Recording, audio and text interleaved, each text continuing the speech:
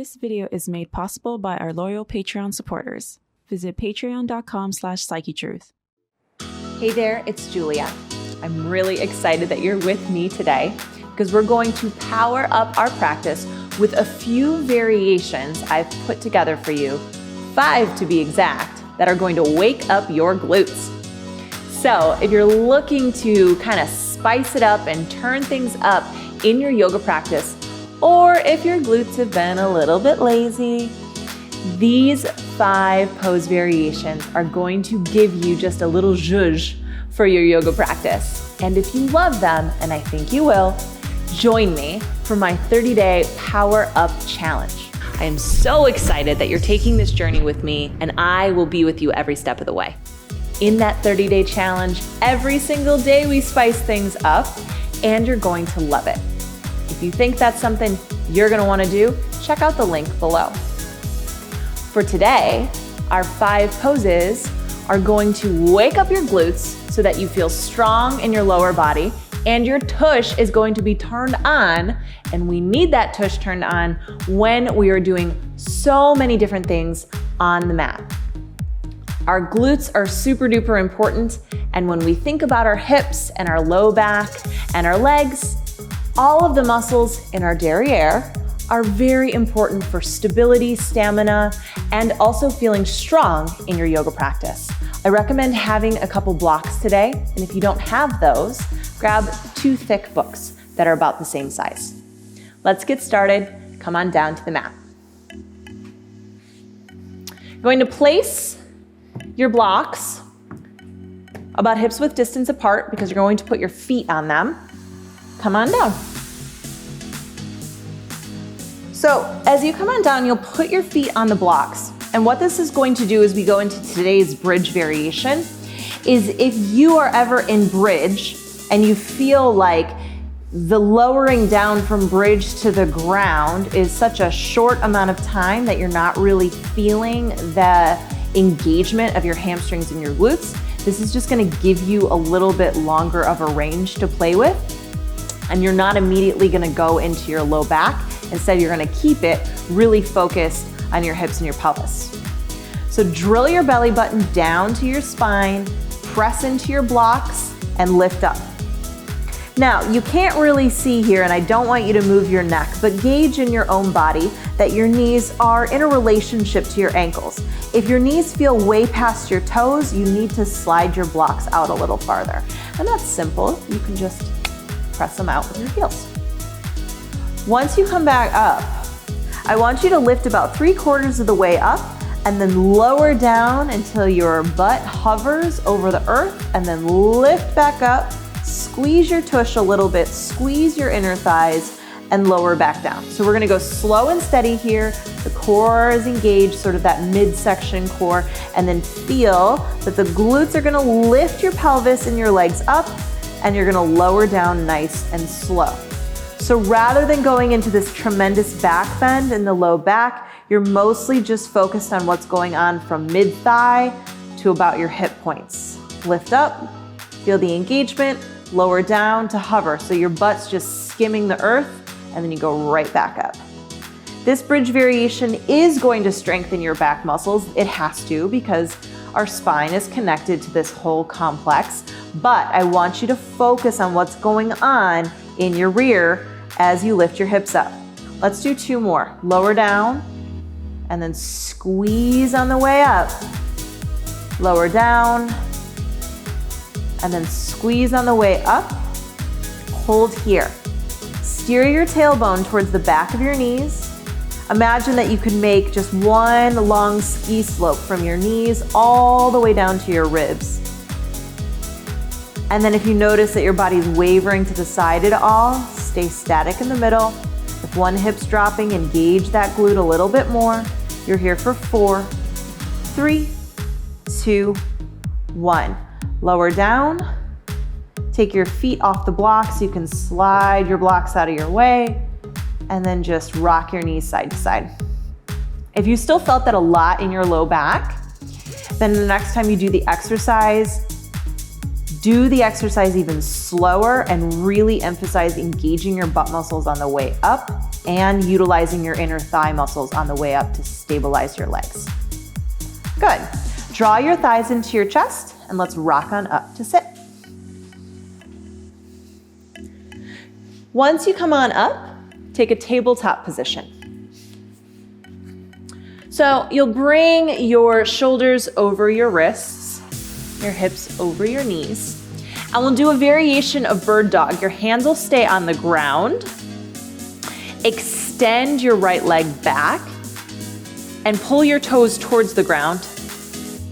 Good, now bend your knee so that your leg is sort of on like a 45-degree angle. You're not all the way at 90. Good, from there, draw the knee in and then kick up and away. Draw the knee in, kick up and away. I want you to do this slowly and press out through your heel, squeeze your glute. You're going to definitely feel your hamstring as well. Good, so you're gonna bring it in, kick up and away. Bring it in, kick up and away. Let's do 2 more like that. Stay level across your sacrum, even pressure in your hands. On the next one, stay up, and then little baby pulses. Pulse it up, up, up, up. For 4, 3, 2, hold on the upswing and drill your belly button to your spine. 4, 3, 2, 1, release. Let's do that on the other side. We don't want an uneven tush, okay? Send your left leg back. Bend your knee so it's on like a 45. Automatically, I noticed I shifted over to the right. Reposition yourself if you notice a big shift. And then draw the knee in, slow and steady, drive the heel up and away. Bend your knee, drive up and away. Good. So rather than just going straight back, I want you to think about going up as well. Keep the motion fluid and pretty slow. Good. It's that little pop when you about straighten your knee that you're like, ooh, I feel that. And if you went just straight back, you're not gonna feel the glute as much, so you have to go up a little bit. Let's go for 4 more. Press through your heel for 3. Last 2. Now, here on 1, stay up and just little tiny pulses up, up. Squeeze, little pulses for 4, 3, 2, 1, and release. Sink your hips back towards your heels. Let that stretch out a little bit. Great. As you probably know, your muscles aren't just in the back of you. We also have muscles that wrap around to our hips. These are so important for us, especially for stability. So as we move into the next posture, you're really gonna feel the side of your hip a lot. And if you have a little weakness there, or maybe that muscle just hasn't been awake for a really long time, you might find this a little bit challenging. Do your best, right? That's what we're here to do. Just do your best. Come back to the tabletop. All right, so we're back at tabletop. If for any reason your wrists need some relief, you can always stretch them out, flip your hands, etc. Now we're going to go into awkward airplane. You can either keep your hands flat on the ground for this, or you can come into tented fingers. It's up to you. Sometimes I like this for a little more stability. I just feel it differently. Good. Send your left leg out, just like you did in the bird dog. But then from your hip, rotate. So as you rotate, you're gonna turn your toes out. Now, automatically you might have felt a dip into your right side. Stay strong and stable through the right side. Now, with that rotation, maintain the rotation, keep your legs straight, and then slide your heel out like you were trying to kick your left armpit. Pull it back and rotate it down. Let's try that on the right side before we go into the full pose. Send your right leg back, rotate so you'll turn your toes out, and then pull your foot like you're trying to kick your armpit. Keep your heel high. It's gonna wanna drip to the ground. Then slide it back and turn it down. Great, so now we're going to turn on a little more stability and control aspects to this, a little more balance as we add the opposite arm. Send your right arm forward. Here we go, and your left leg back. Take your right arm out to the side, palm face down. Rotate at your left hip, turn your toes out, and then kick your heel out into awkward airplane, like you could pull your heel and your hand into the same line. Hold, shake, quake, feel your butt go, oh my goodness, this is a different muscle. Good, and then bring them back to the center, rotate, and down. We also have some deeper muscles that literally help our leg bone rotate in the hip socket, and what they mostly do is stabilize us. So those likely turned on a little bit too, and you might be feeling perhaps a little bit of quivering in those smaller muscles. It's totally fine. Send your left arm forward. We got to do it on the other side. Your right leg back. Take your left arm out from your shoulder, palm face down. Rotate your right hip, and then kick your heel out like you could pull your heel and your extended arm into the same plane of motion. Draw the belly button in. Continue to lift your heel high. You're here for 4, 3, 2, 1. Come back to the center and release. Wag your tail side to side. Good. Let's come off those wrists for a second.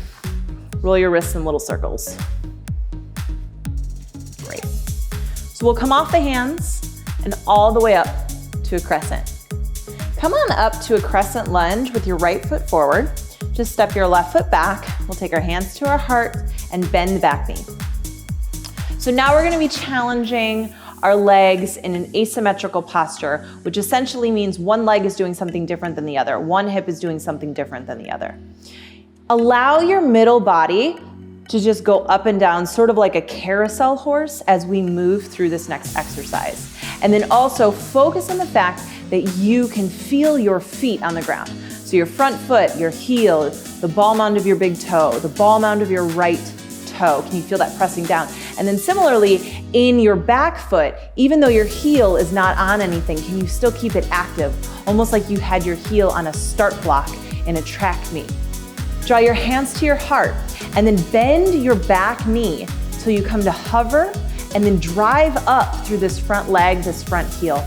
Lift back up. Good. Bend, hover, drive through the front heel, lift back up.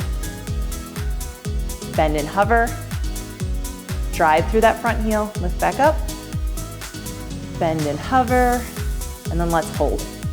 Hold until your body gets a little shaky. Shaking's not bad, it's good. You're here for 4, 3, 2, 1. Come on up, switch sides. What we do on one side, we have to do on the other. Soften the back knee, feel your feet so you're nice and rooted.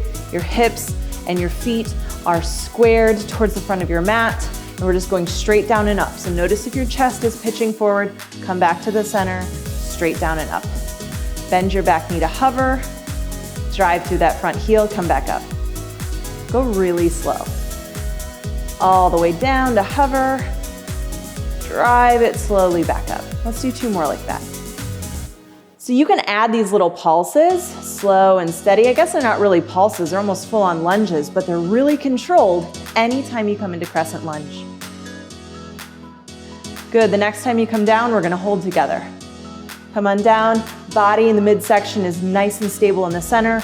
Legs are holding position. You're here for 4, 3, 2, 1. Release that. Good. Step your feet out wide. We'll come into our 5th and final wake up your glute pose today. Turn your toes out, your heels in, bend both knees, and now we're in a symmetrical posture. We're in a goddess squat.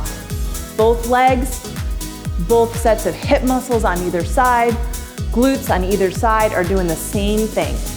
Drop your tail down in the middle, and then come back up about 6 inches. Good, so drop it straight down, slow and steady. Squeeze your sit bones together. Down, pelvic floor lifts up, sit bones squeeze together. Notice if your knees moving a lot. Keep the knee where it's at. You're just going down, squeeze and come back up. Down, squeeze your butt, come back up. Hold it down and let's pulse for 8, 7, 6, 5, 4, 3. Hold on the way down. 2, 1. Hold. 4, 3, 2, 1. We did it. Straighten those legs, shake them out, and find a seat. Adding a little zing, a little challenge to your practice keeps you involved physically as well as mentally. There's no such thing as checking out when your glutes and your legs and your core are turned on, they're amped up, they're ready to go. Then we start to kick on that mental resilience. Can I take this burn? Yes, you can, and you did awesome. So if you liked this, if this kind of challenge, the way that you amp up your practice and power up your practice sounds good to you, then I want to invite you, please join me for my 30-day Power Up Your Practice Challenge. The link's below. We're gonna have a blast together. And at the end of the 30 days, you are going to be amazed at all that you can do in your beautiful body. I'll see you in the next video. And until then, namaste. Be sure to subscribe and click the bell so you never miss my videos. Follow us on social media for tips, tutorials, giveaways, and daily inspiration.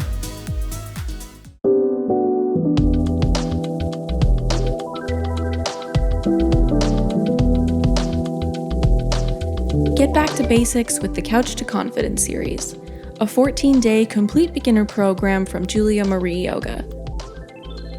Now streaming on Amazon. Introducing Yoga Plus, offering a free series every month with over 300 different videos.